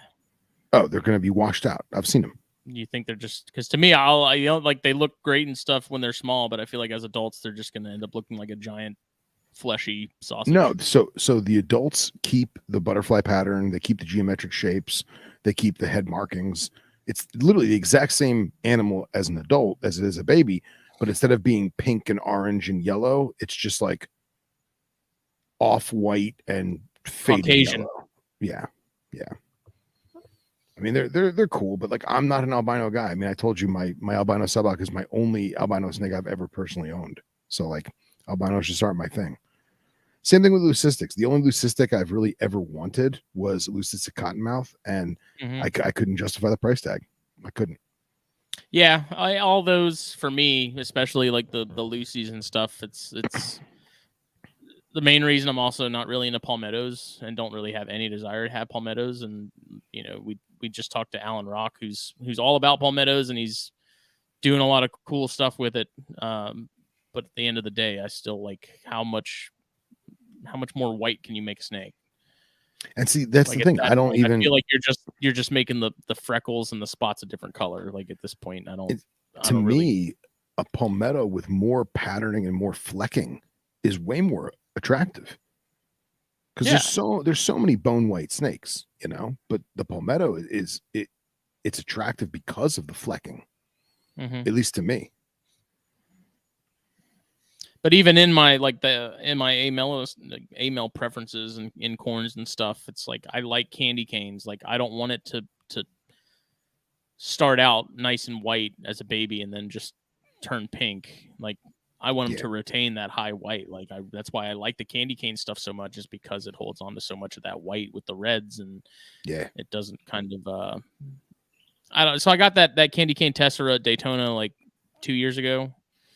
And it started out red and white, and it looked really good. And now, like, that red is just turning into orange. And it's still going to be a really good looking snake. But I'm like, man, I just look the same as you did as a baby. Damn it. Stay the same. So what was used to make tessera again? The rumor is, and I don't think it was ever proven to be true, is that I think Newport Kings, Cow Kings, were where that tessera gene came from, because they look very, very similar. Okay. But Chris has talked about it, and I forget exactly what he said, but basically he thinks that it's bullshit. Okay. He thinks it was probably just an actual corn genetic. Yeah. Okay. because that was always my curiosity too, is when you have tessera, obviously you get the patterning, but what's the primary color supposed to be? Whatever It's not really it's not a color enhancing morph. It's a pattern. It's a pattern thing. But what were the original patterns? That's the question. Like, was it normal orange, red, black checkerboard belly, or was it something else like a caramel or something? Well, I don't know. I have to go back and look. Because I'm sure there's something on forums about it. I'm sure. Yeah, because something is playing a key. Yeah, something is playing a key factor in your candy cane tessera losing the red. Something is there to do that. You know what I mean? Yeah, and the thing there could be that it's just like that line of candy cane in particular wasn't like the Miami influence just wasn't very strong. Okay. It could have been like a really half-assed Miami or something that wasn't fully Miami that was paired to that. Who knows? I mean, yeah, there's no time. But Kasicki said no, the body and head shape would be different, and yeah, I agree. But I think I like Okatee Miami corns. It is a thing.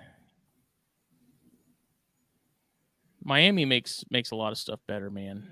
It's like the classic Miami that people come to think of when they think of Miami corns. Apparently that doesn't exist, according to Phil.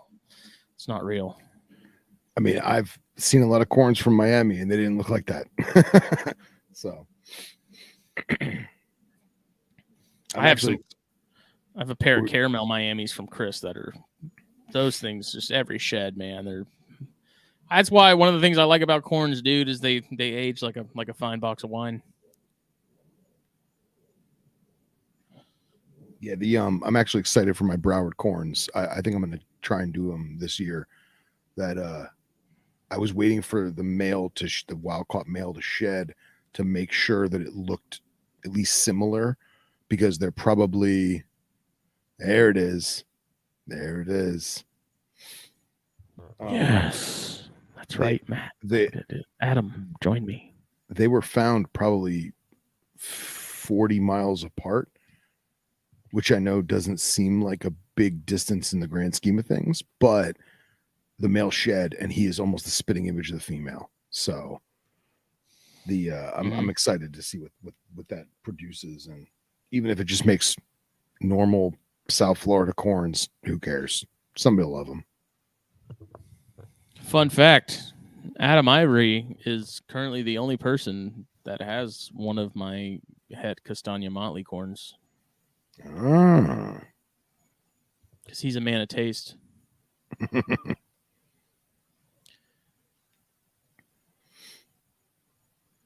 Jeff said back in the late 90s, we called Miami corns, what we called Miami corns had gold background, and now they're known for the silver background. Yeah. Yeah, that's my Broward stuff has definitely got high yellow. But they look good. I'm curious if you breed those. In my experience with the Ladies Island stuff, breeding those together and creating more F1s, the babies, regardless of if they were from one sire or the other, like they did not disappoint. There was definitely one sire to that same female where the babies overall, I think, came out and looked a little nicer. But even the stuff that Jake has from 2021 and the male that he just gave back to me from 2021, like that's still a really good look at snake. Like it's definitely an improvement, like a nice step up. Not it's a subtle step up, but it is a step up from those parents. So I'd be curious to see how those look too, the F1s and yours. Yeah, and Mike Kosicki has a South Florida corn that is very, very reminiscent of mine. And he says he's had it for years. And it's because remember I'd asked you about my female being, big enough because the age was there. And he was reassuring me that it's just a smaller animal. Mm-hmm. Yeah, just I think what everyone said, just get a little more weight on her, and I think she's good to go. Yeah, man. For sure. I've been really curious and maybe someone's done it, maybe someone hasn't, but those South Mountain corns, from those the North Carolina locality, dude, that would be so cool into one of those classic Miamis though, because phenotypically they're very similar, but they're from vastly different areas. Right. I'd be really, really curious to see what pairing those would pop out. Yeah, man. Yeah, that would be very cool. That's the problem with corns, man. There's just too many directions you can go. Yeah, and Jeff's saying that the gold Miamis were known for topping out at 3 or 4 foot. So that makes sense. That makes sense. I'm trying to see. Yeah, Sky, send me that. Sky said there was a wild caught corn in Florida and it looks exactly like Tessera. Really? But could that just be someone's pet that got loose? I mean, if you found it in the wild, it's technically wild caught.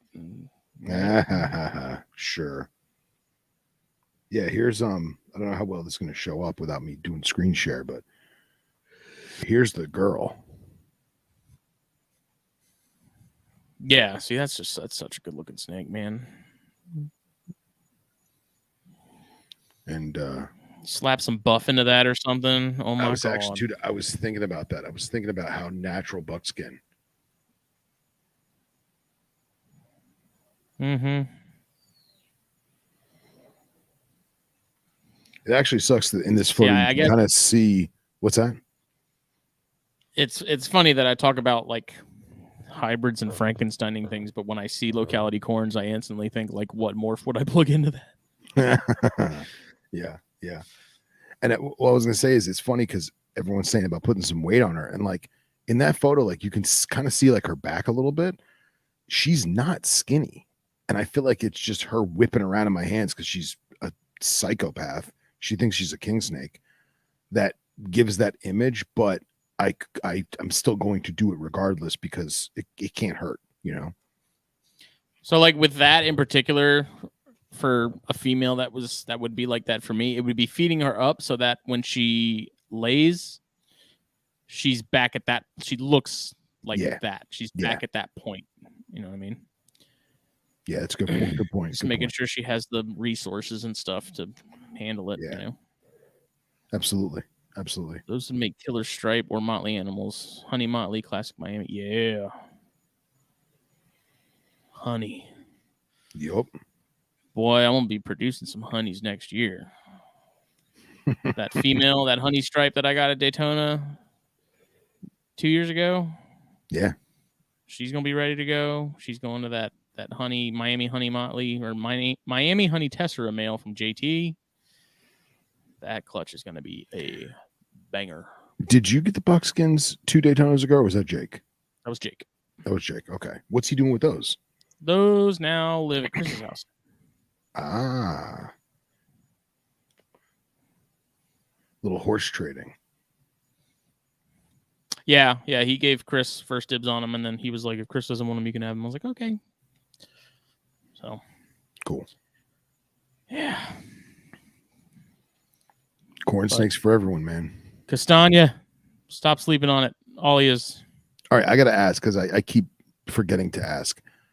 A, where's the name come from? And B, why is it pronounced the way it's pronounced? It's German. It's German for chestnut. Really? Because that's where that... So originally, Castagna, as we know it, popped up in Germany. Okay. But then if you see mahogany...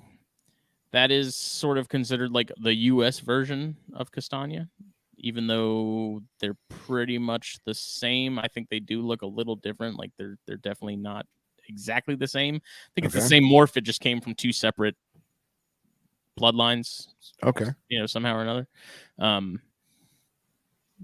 And then there's a couple. There's like another morph called Copper that you never see. That's in that same ballpark, and then Java, which I think is a combination with something else, but you also don't really see that hardly at all. But yeah, I mean, Castagna is how it's pronounced proper, but Castani is how it's the U.S. pronunciation, I'm sure. Yeah. But what happened to Bairds? Bairds are still awesome, and I still have those too. I have way more castagna right now than I have Baird's. That's crazy. Dude, like straight up, I have... We got to be coming up on at least like maybe a third to half of the corns I have are either castagna or het. Wow. I freaking love that morph. I'll talk about it all day long. I'll shout it from the rooftops. People are probably sick of me talking about it, but I don't care. It's a gorgeous morph. Root beer, pass. Hybrid swill. Jesus. Tell us how you really feel. I don't know why the fact that it's not 100% what it's supposed to be just bugs me. I feel you. But at the same time, I've gotten into like the Ultramel stuff, which is also not 100% corn snake. They say Ultramel or Ultra came in from some gray rat hybrid corns. And Mike Kosicki's saying that the German castagnas are incredible. No one's brought any over? No, they have. Oh, okay. Okay. I don't know if he's meaning like straight from the tap German castagnas. Yeah. I don't like. I got a group of 5 from Eric Westmoreland last year, and they're all clutch mates. And just the diversity in look in those 5 is pretty ridiculous. Like I've got there's 2 in particular that are like super saturated, and then there's a couple that are like super pale, and that peach is just starting to creep in. And then I got that castagna, which is from like a mahogany line from Allen at Daytona this year. And that thing just really rustles my jimmies when I look at it. And they look so good. Yeah, they look so good, Phil. I don't think you understand how good these things look. I don't understand. But I am going to need you to say castagna with a German accent from now on. Castagna. Castagna? Yeah. It's wild because Eric had those castagnas on Morph Market for a while, and nobody bought them because as babies they come out and they look like aneries. Okay. Like black saddles, silver background color, like they look like a run-of-the-mill anery, and nobody picked them up. But I got them, and they had that first shed or second shed, maybe third, and oh my god, just this blushing starts coming out, starts in like that first third. Send me pictures, bro, because I'm just not seeing it. I'm trying to paint you a picture. I'm trying to Bob Ross it. Yeah. Okay. And dude, I love brown snakes. I do, but the castagna that I saw like on Instagram and stuff, I was like, meh. So yeah, I need you to send me pictures of yours. Where were you looking? I mean, this was Craigslist. Google. Have you seen the mandarins? Yeah. The AML castagnas? No, I have not seen that. Me, as not a big AML guy overall, Chris sent me that mandarin female, and like within like the first 2 weeks that I had it, it shed. And then once it shed, I was like, okay, now it makes sense. Now I get it. And that snake, dude, again, like every single one of them, when they shed, they just get better and better and better. And that's one of the things about corn snakes that's awesome is like, unlike ball pythons that come out looking great and then just depreciate in phenotype over time, like corns for the most part just get better and better. Like a fine wine. That's right. Super red Texas rats. Like to bring this. Jake had some he got some Texas rats from Chris that were this odd like brick red. You'll have to hit him up and ask him about those, Jeff, because those things. I remember most of the time when Jake gets stuff, I have it delivered to me at work because someone's always there. And so when they come in, like, I'm like, you want me to open the box and make sure everything's alive? And he's like, yeah, sure. And so like he got some of those Texas rats, it was either earlier this year or last year. I remember opening that box and being like, oh, like I had no real desire to do anything with Texas rats, but then I saw those. I was like, okay, yeah, I can get on board with this. They were freaking smoking. Mike said Everglade rats are cool. Yes, they are. Yes, they are. Someone made some crack in the group chat yesterday about Castagnas basically being like a subpar Everglades rat, and I took serious offense to that. I would say that they're completely different animals. And Everglades are superior. You can lie to everyone else, Phil, but you can't lie to yourself. Dude, it gets bigger, it gets redder, and it's not a lunatic. What's not to love? Castagnas aren't lunatics? Well, most of them. Dude, that freaking Castagna motley that I got from Mike, I opened the tub and that thing is coming at me, mouth open, out of the tub, onto the floor, chasing anything that moves like that. I could not feed that snake enough. Like, that thing is such a freaking demon when it comes to movement and food. Like, nice. It's ridiculous. He literally just shoots out, hits the floor, and then just starts going after my feet. Like, I'm like, oh my God. And Mike was like, yeah, he was like that with me too. But I've been able to handle that snake without any issues. But now it's just like getting to the point. And I'm wondering if that's why that whole clutch of his is so like psychotic, as they picked up the freaking crazy gene from dad, because it didn't come from mom. Quite possibly. But good Lord, man, I've never had a corn like it. It's like having an Eastern King all over again. It's good stuff, man. It's good stuff. He's got that meth propeltus in him. Nice.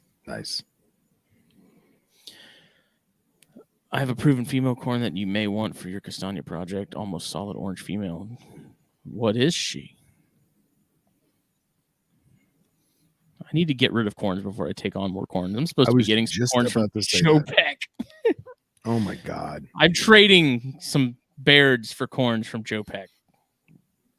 Dude, I don't know how I feel about you having more corns than Bairds. You're the Baird Eye King of the South.